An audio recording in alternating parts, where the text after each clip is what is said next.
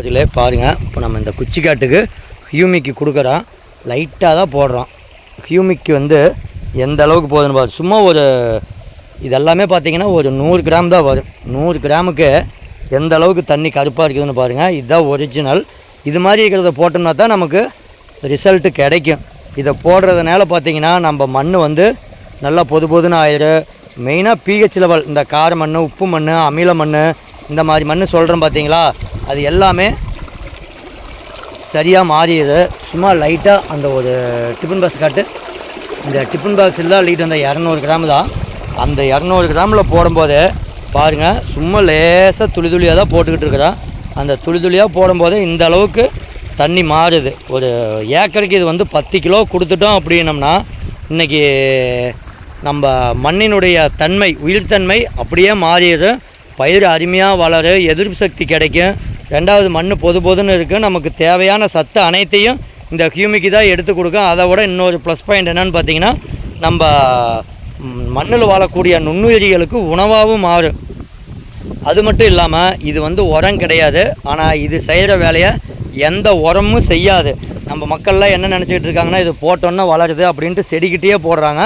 இது செடிக்கான உணவு தான், இருந்தாலும் மண்ணுக்கான உணவு. நம்ம மண்ணினுடைய பிஹெச் லெவலை உயர்த்திட்டோம் அப்படின்னம்னா நமக்கு என்ன சொல்கிறது, எந்த நோயும் வராது. ஒரு தண்ணி இல்லை, மழையே இல்லை அப்படிங்கிற பட்சத்துலேயும் நீர்பிடிப்பு தன்மையை வச்சு வந்து பொதுவதுப்புலையே அதிக நாளைக்கு ஈரத்தன்மையை தாங்கி வாழும். மண்ணை எந்த அளவுக்கு பொதுன்னு பண்ணுமோ அந்த அளவுக்கு பண்ணிடு. இந்த அளவுக்கு வேல்யூவாக இருக்குது அப்படின்னா இது வந்து ஒரிஜினல் 100%.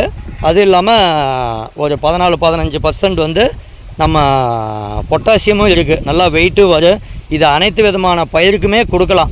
இது ஒரு ஏக்கருக்கு 10 கிலோ கொடுத்துட்டோம் அப்படின்னம்னா நம்மளுடைய வளர்ச்சி வந்து கண் முன்னாடியே தெரியும். ரோஸு, கரும்பு, நெல், வாழை, பாக்கு, குச்சிக்கிழங்கு எல்லா பயிர்களுக்குமே கொடுக்கலாம். கீரை, இது வந்து கொடுக்கறதுனால மட்டும்தான் நம்மளுடைய மண்ணின் வளத்தை காப்பாற்ற முடியும்.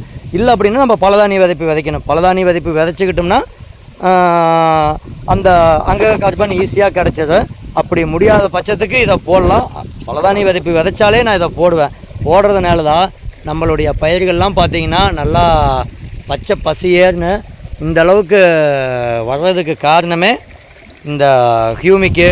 அதெல்லாம் பார்த்திங்கன்னா நம்ம வீடியோவில் லோகு இயற்கை விவசாயம் அப்படிங்கிறது என்னுடைய யூடியூப் சேனல். அதில் பார்த்திங்கன்னா சாணப்பாசி கரிசல் போட்டிருப்பேன். நாட்டு மாட்டு சாணத்துலேருந்து பாக்டீரியாவை விவசாயிகளை தயாரிச்சிக்கலாம். தயாரிக்க முடிஞ்சவங்க தயாரிக்கலாம், தயாரிக்க முடியாதவங்களுக்கு நம்ம தாயத்திரமும் கொடுக்குறோம். அதை ஒன்ஸ் வாங்கிட்டால் அதை வச்சே மல்டிப்ளை பண்ணிக்கலாம். சாணத்துக்கு பதிலாக சர்க்கரை போட்டு மல்டிப்ளை பண்ணி கொடுத்துக்கலாம். அப்படி கொடுக்கறதுனால பார்த்திங்கன்னா மண் பொதுன்னு இருக்குது. மண்ணில் உள்ள சத்த செடிகளுக்கு எடுத்து கொடுக்கும், செடிக்கு எதிர்ப்பு சக்தியை கொடுக்கும், உரச்செலவை குறைக்கும். அப்புறம் எண்ணெய் கரைசல், நம்ம கடலை எண்ணெய், தேங்காய் எண்ணெய் கரைச்சி கொடுப்போம். அதுவும் நம்ம லோக இயற்கை விவசாயங்கிற யூடியூப் சேனலில் போட்டிருப்போம். இந்த மாதிரி நம்ம பண்ணுறதுனால மண்ணையும் வளப்படுத்திக்கலாம், நமக்கு செலவும் குறையும், இடுபொருள் செலவும் குறையும்.